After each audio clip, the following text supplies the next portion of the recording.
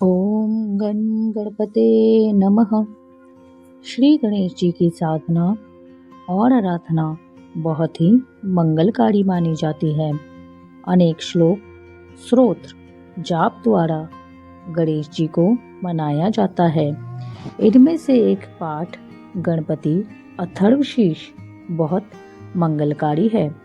प्रतिदिन प्रातः शुद्ध होकर इस पाठ को करने से गणेश जी की कृपा अवश्य प्राप्त होती है। यहाँ पाठकों के लिए पेश है गणपति अथर्वशीर्ष का हिंदी अनुवाद सहित पाठ। श्री गणपति अथर्वशीर्ष। ओमकारापति भगवान गणपति को नमस्कार है। हे गणेश, तुम ही प्रत्यक्ष तत्व हो, तुम ही केवल करता हो, तुम ही केवल धरता हो, तुम ही केवल हरता हो। निश्चय पूर्वक तुम ही इन सब रूपों में विराजमान ब्रह्म हो। तुम साक्षात नित्य आत्मा हो, आत्मा स्वरूप हो। मैं धृत न्याय युक्त बात कहता हूँ, सत्य कहता हूँ।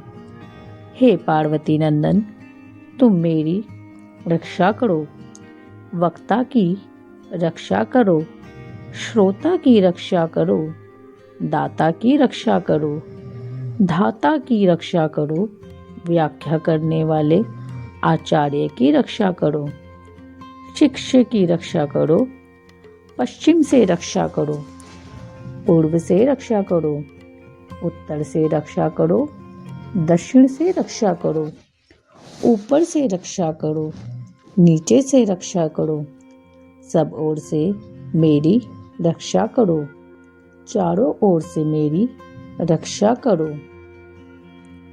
तुम वाडग्गम में हो, चिन्मय हो, तुम आनंदमय हो, तुम ब्रह्ममय हो, तुम सच्चिदानंद आदित्य हो, तुम प्रत्यक्ष ब्रह्म हो, तुम दानमय विज्ञानमय हो। यह जगत तुमसे उत्पन्न होता है, यह सारा जगत तुम में लय को प्राप्त होगा।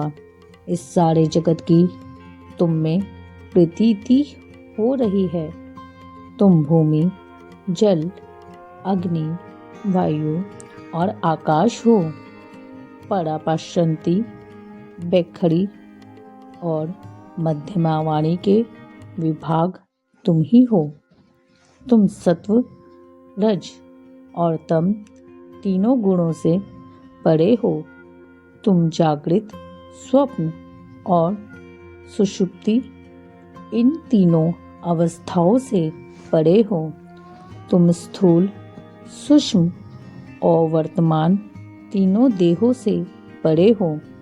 तुम भूत, भविष्य और वर्तमान तीनों कालों से परे हो।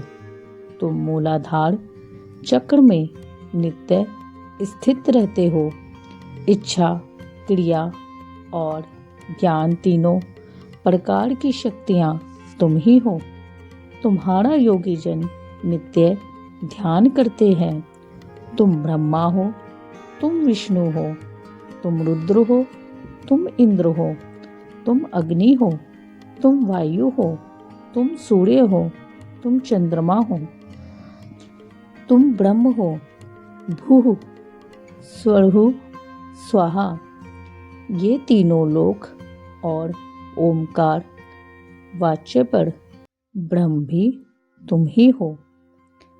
गण के आदि अर्थात गाकर पहले उच्चारण करे, उसके बाद वर्णों के आदि अर्थात आ उच्चारण करे, उसके बाद अनुस्वार उच्चारित होता है।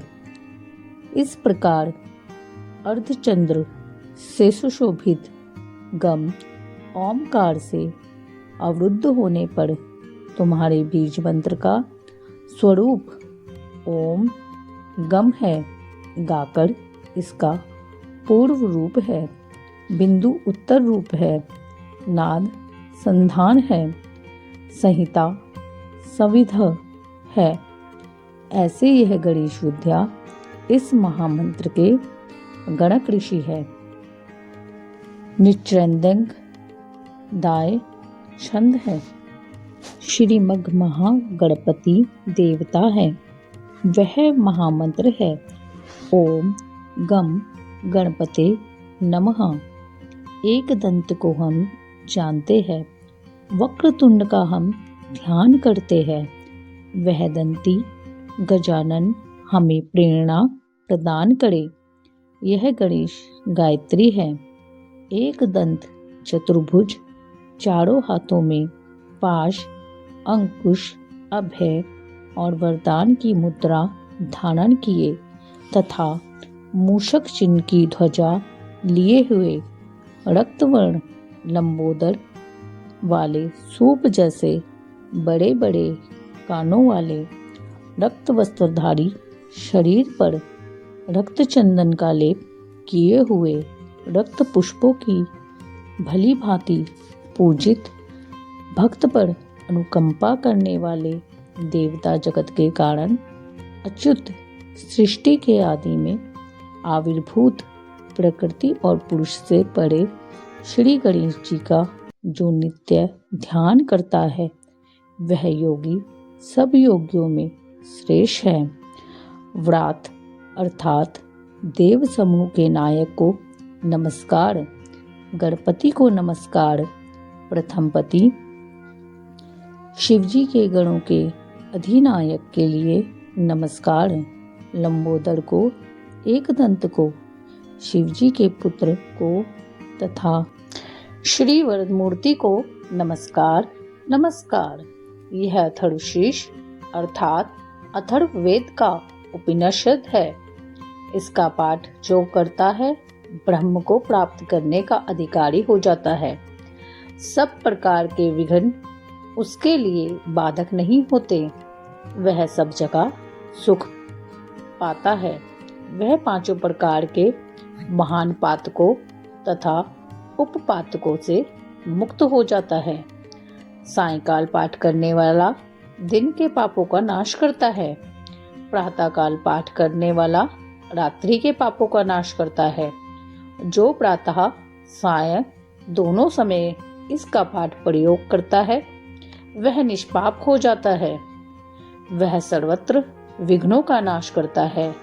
धर्म, अर्थ, काम और मोक्ष को प्राप्त करता है।